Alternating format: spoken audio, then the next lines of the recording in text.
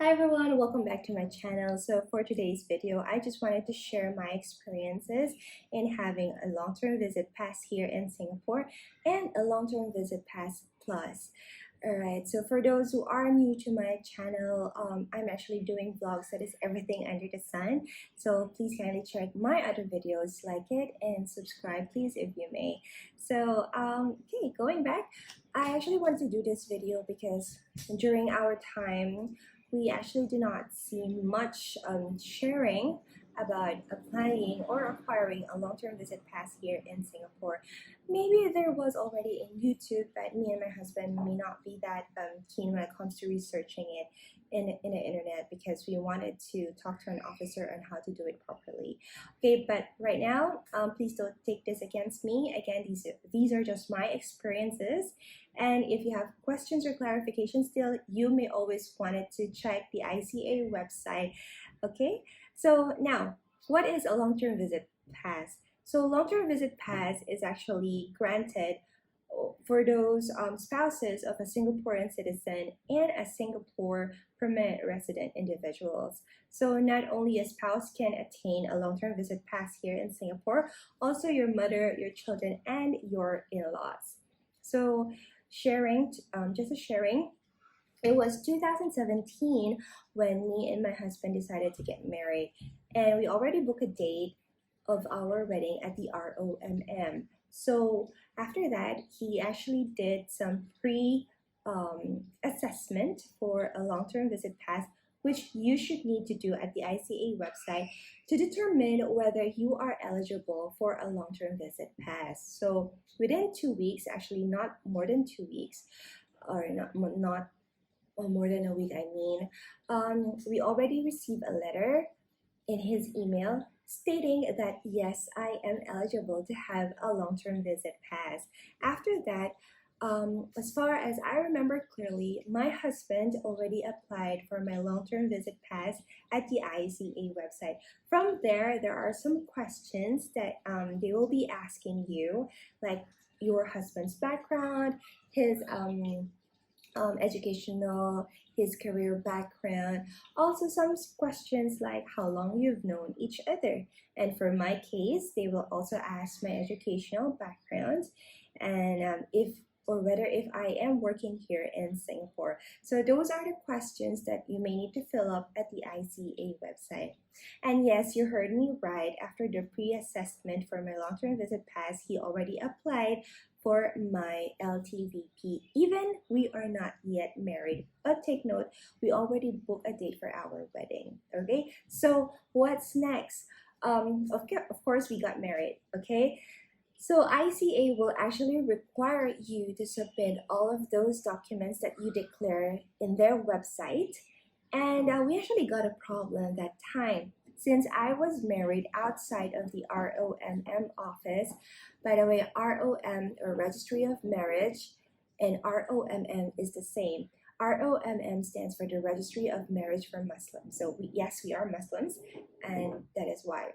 Okay, so I'm using the ROMM terms. So we got married outside of the ROMM office. I was married in a masjid in Bugis, and we got some stressful scenario there because we just found out that our marriage certificate will be released 3 days after our wedding, and actually ICA was requiring us to submit it a day after our wedding. So we panicked, we were stressed, can you imagine? But don't worry, because what we did is that we just went to the ICA physically, informed the ICA officers, and they do understand that if you are married outside of the ROM or the ROMM office, it might really take time for them to release your certificate of marriage. Okay, so they just gave me another chop on my passport that I can stay here in Singapore for another 1 month or 30 days. So just chill. Okay, so we just waited for the ROMM to release our marriage certificate, and after that we physically submitted. And again, this was in the year 2017. That's why we can still physically go to the ICA office.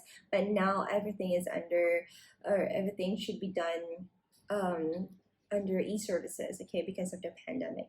So we submitted it already, and then on that day also, I was able to get my long-term visit pass IC. I remember. Okay. So by the way, guys, for those who would like to apply for the long-term visit pass, ICA will also ask you to have a medical checkup. So what I did is an X-ray, an HIV test, and the doctor will ask you some physical or related or questions that is related to your physical health.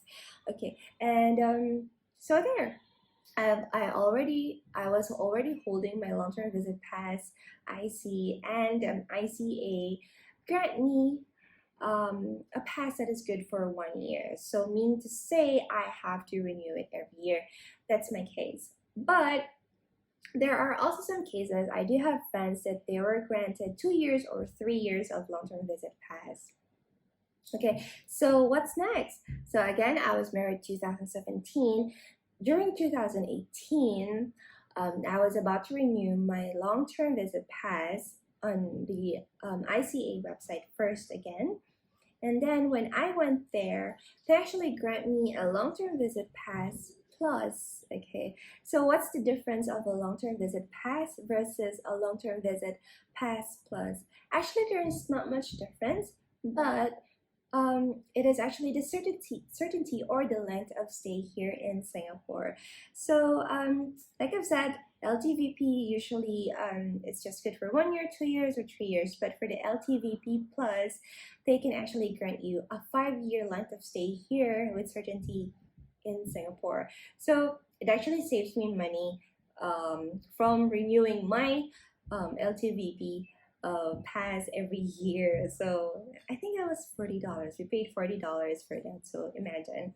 Okay, so I think yeah, that's definitely it. And I didn't have any issues after that because it was just a smooth flow for us so far. So you just have to be very careful when it comes to applying at their website, and of course there will be no problem as long as you declared genuinely or properly who really you are and you're not falsifying any documents. Then definitely there's nothing to worry. Okay. Also, some of the questions are, can I work if I am holding an LTVP or an LTVP Passplus? The answer is yes for both passes. So if you are holding an LTVP, regardless if it's just a plain pass or a plus, ICA will actually give you a letter of consent and stating that yes, you are allowed to work here in Singapore. I remember it was 2018 when I went back working, and actually what happened is that it was my employer who asked for a letter of consent to the ICA. But when I renewed my pass, and my friend also, I was an LTVP plus and she was not, we are still given, both of us, an LOC. So if in case that we wanted to work, or for example, if you are already working, that will serve as a proof that the government of Singapore is allowing you to work here in Singapore holding that type of pass. So you don't have to worry. Definitely, yes, you can work here in Singapore once you have the LTVP passes, as long as you have the letter of consent or LOC also. And in regards to asking what type of working passes do I need for me to have a long-term visit pass in Singapore if I am working here in Singapore, actually, any pass will do. Yes, you don't have to worry about your previous passes or working permits here in Singapore. By the way, for those who are new or who don't know, there are 3 types of working visas here in Singapore. Number 1 is the E-Pass, the S-Pass, and the work permit. So those are the working visas. So for E-Pass and S-Pass, actually, just a reminder, you don't need to ask for a permission to marry here in Singapore from MOM. But if you are holding a work permit, you may need to write a letter first to MOM stating that you will be getting married to a Singaporean citizen or a Singapore permanent resident, and they will give you permission. And once you have the permission, then you can book actually the wedding date of your choice and just get married. And yeah, I just wanted to remind that because I do have a friend before. She is working here in Singapore as a foreign domestic helper, and she told me, she asked me before actually, hey, you need to because I don't know, hey, you need to ask MOM for permission to get married. I said, really? And then I was thinking, I was also asking an officer, and then an officer asked me whether I was holding, what type of passes I was holding, and I said I was holding an e-pass, and then I found out that there's no problem. If you're holding e-pass or S-pass, you don't need to get any permission to get married from the MOM, okay? But like I've said, please don't take it against me. There are some changes always here in Singapore, and as of today, it might be different already. So better be sure and always check and ask an ICA officer, okay? And yeah, I think that's pretty much about it. And do I have plans to apply for PR citizenship? Let's wait, okay? So thanks for watching my video. I hope you learned something, and yeah, if you have questions, you may want to write it down at the comment section and see if I can answer it. But then again, you can always check the ICA website for more clarifications in regards to your situation, okay?